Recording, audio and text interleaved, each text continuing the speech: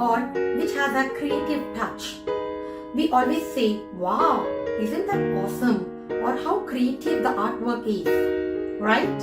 But have we ever thought that how this creativity is born, or what makes a person the way he is, or he puts his hard work into creativity?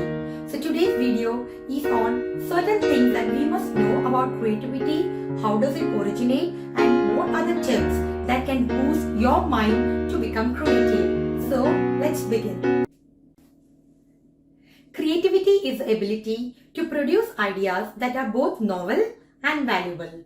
But my friends, creativity are more than school smarts, and it requires different kinds of thinking. Now, when I say about thinking, I would like to put up into two. Those are convergent thinking and divergent thinking. Now, convergent thinking is something which requires a direct answer, whereas divergent thinking is something that makes you to think in different ways, and it gives you different options for a particular question. There was a great mathematician named Robert Steenberg.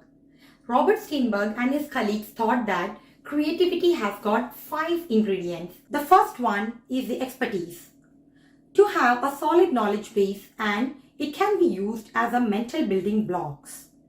The second tips is to be imaginative. That means to develop a thinking skills that requires way far imagination.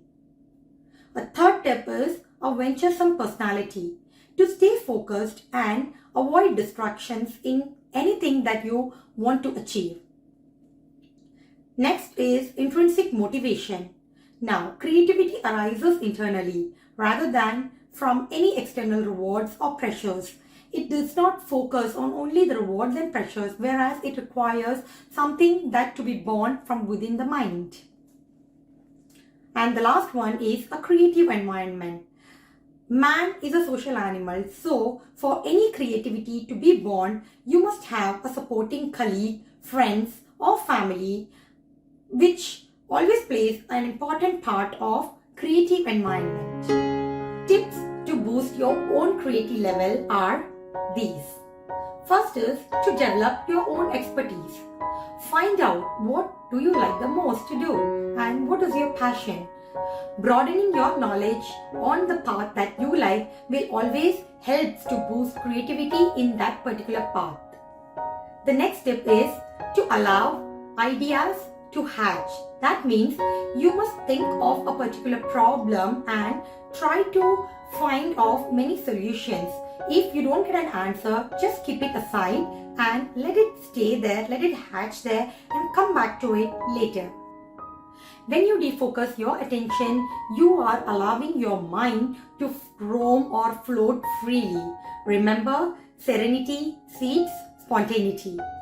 It is always good to experience other cultures and the way of thinking, because it gives you many ideas that will help you to go towards your path. Creativity doesn't wait for that perfect moment, but the perfect moment when it comes to you because of your imagination is the fruit of your own imagination that you put your hard work in.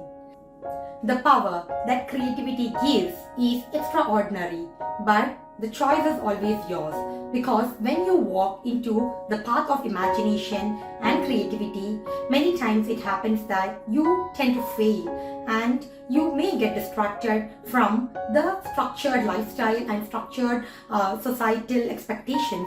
So we tend to lose hope, and that's the reason why many imagination that takes seeds or that takes roots cannot become a full-blown tree or cannot give the fruit, because we quit halfway.